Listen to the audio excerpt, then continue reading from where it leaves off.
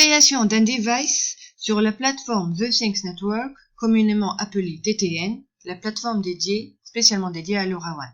Vous accédez à votre console après avoir créé un compte sur The Things Network. Après avoir accédé donc à votre console, vous choisissez Applications. Arrivé à ce niveau-là, moi j'ai plusieurs applications qui sont créées. Vous allez donc créer une nouvelle application que vous allez appeler par exemple nouvelle application, nom, prénom, donc le vôtre, pour qu'on puisse facilement comprendre votre travail. Cliquez sur Add Application. Une fois que votre application est créée, vous remarquez qu'il n'y a aucun device qui est enregistré. Vous cliquez sur Register Device. Là, par exemple, vous allez l'appeler Device 1. Et par exemple, on va dire avril 2020, par exemple. C'est votre premier device. D'accord? Et là, donc, on va ajouter le device EUI.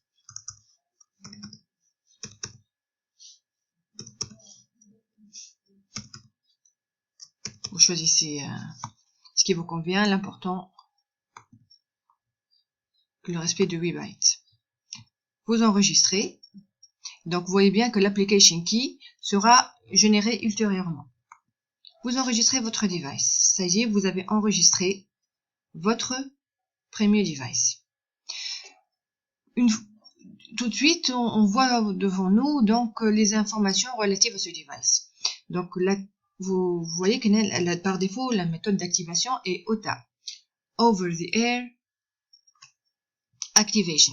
Donc comme on a vu en cours, il y a deux méthodes d'activation, l'OTA, Over the Air Activation, et l'ABP, Activation by Personalization. Donc on pourra changer l'une ou l'autre. Également, donc vous voyez ici qu'il y a trois champs importants qu'on devra gérer.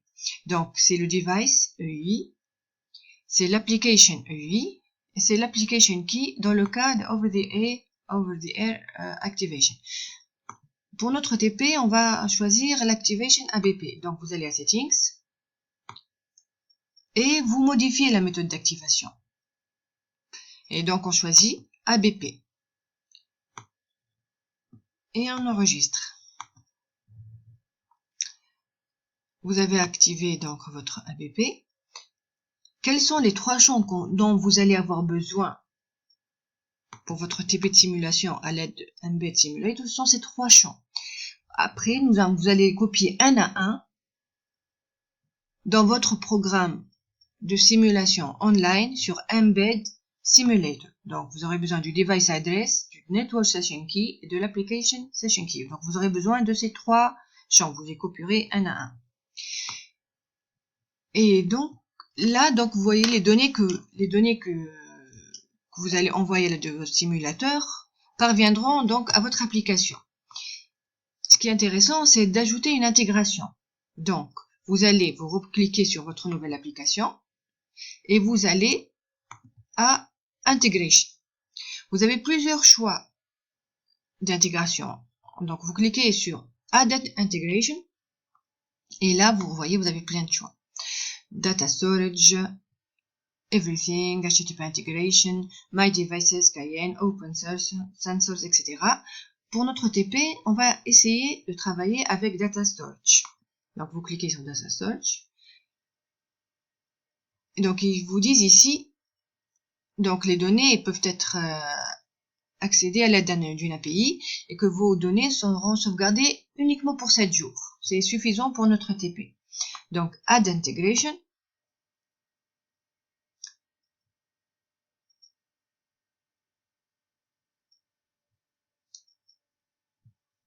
Vous voyez, donc ça y est, donc l'intégration a été réussie. Vous allez, si vous voulez, à la plateforme,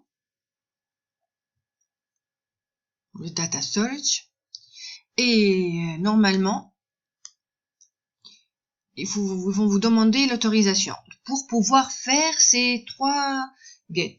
Get API Devices, Get API Query, Get API Query, en fonction du device ID. Donc la première, elle va vous permettre de d'obtenir les devices que vous avez créés. Ici, des informations également sur une requête sur un des devices. Et la troisième, c'est pour recevoir les données envoyées pour un device particulier. Mais avant tout, il faut effectuer l'autorisation. À ce niveau-là, il faut ajouter la clé. Donc, vous revenez donc à votre application.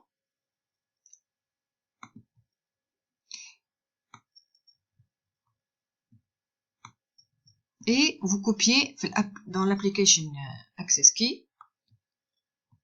Vous la copiez et vous l'ajoutez.